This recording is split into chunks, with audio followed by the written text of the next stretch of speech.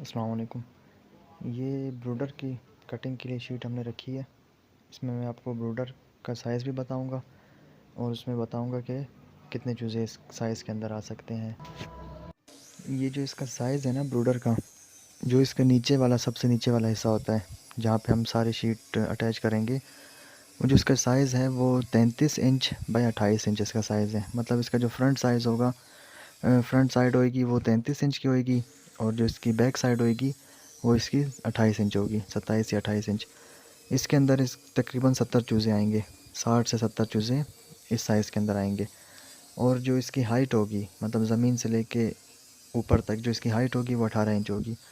क्योंकि इसके अंदर दराज का सिस्टम भी आता है, वो जो नीचे ट्रे लगाते हैं वो सफाई के लिए तकरीबन 2 इंच की वो ट्रे होती है। बाकी 16 इंच या 15-16 इंच इसकी साइज़ रह जाता है। उसके अंदर जाली भी आती है बीच में। तो और इसका जो ये मतलब साइज़ है 18 इंच, आप इसमें 3 माइनस कर दें, मतलब आपका 15 इंच इसका साइज़ रह जाएगा। 3 इंच उसकी सफाई वाली ट्रे आ जाएगी, मतलब 2 इंच की ट्रे आ जाएगी, 1 इंच की ऊपर इसकी जाली वगैरह फिट हो जाएगी।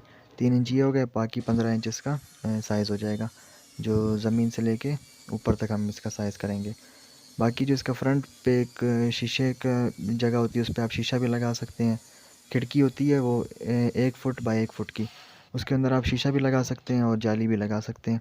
हमने तो इसके अंदर वैसे शीशा लगाएंगे, लेकिन आप उसके अंदर उसकी जाली वगैरह लगा सकते हैं। बस ये इसका नॉर्मल साइज़ है।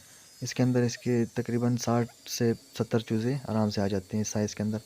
और ये जैसे थोड़ा सा बड़ा ब्रूडर है ना, 33 इंच इसकी फ्रंट साइड है, तो इसके जो ब्रूडर के बीच में भी हम एक पार्टीशन कर देते हैं, जाली लगा देते हैं कि आप मतलब अगर 2 ब्रीड्स हैं आपके पास, फैंसी ब्रीड है और असील वगैरह हैं, तो आप दोनों को अलग अलग रख सकते हैं।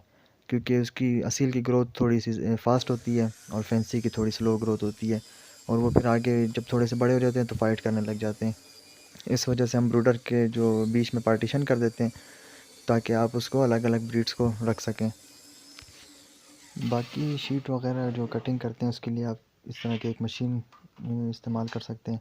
इस मशीन से आप शीट कटिंग कर सकते हैं और ब्रूडर मतलब आप इस तरह बना सकते हैं। मैंने आपको शीट कटिंग का साइज़ भी बता दिया कि किस साइज़ पे आपने इसको उसकी फाउंडेशन रखनी है और किस साइज़ पे आपने उसकी हाइट वगैरह रखनी है।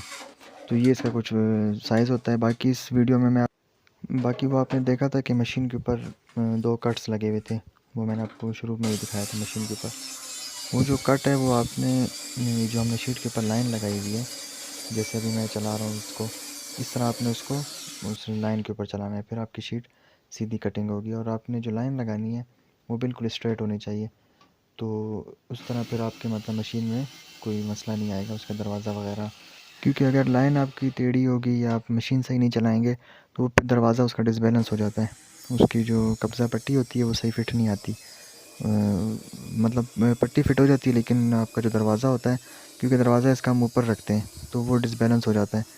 तो बस कटिंग के ऊपर डिपेंड करता है कि आपने कटिंग किस तरह करनी है। बाकी इसमें ये होता है कि ये ब्रूडर थोड़ा सा भारी होता है क्योंकि इसमें पूरी एक शीट लग जाती है, इस वजह से ये थोड़ा भारी ब्रूडर होता है। इसके अंदर फिर हम जो इसके नीचे वाले साइड होती है उसके अंदर व्हील लगाते हैं, तो फिर आप उसको आराम से मतलब एक जगह से दूसरी जगह मूव कर सकते हैं।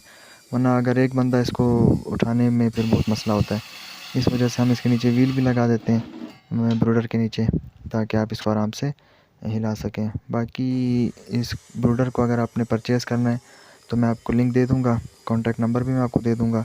10% इसकी एडवांस पेमेंट होती है, बाकी 90% कैश ऑन डिलीवरी होती है।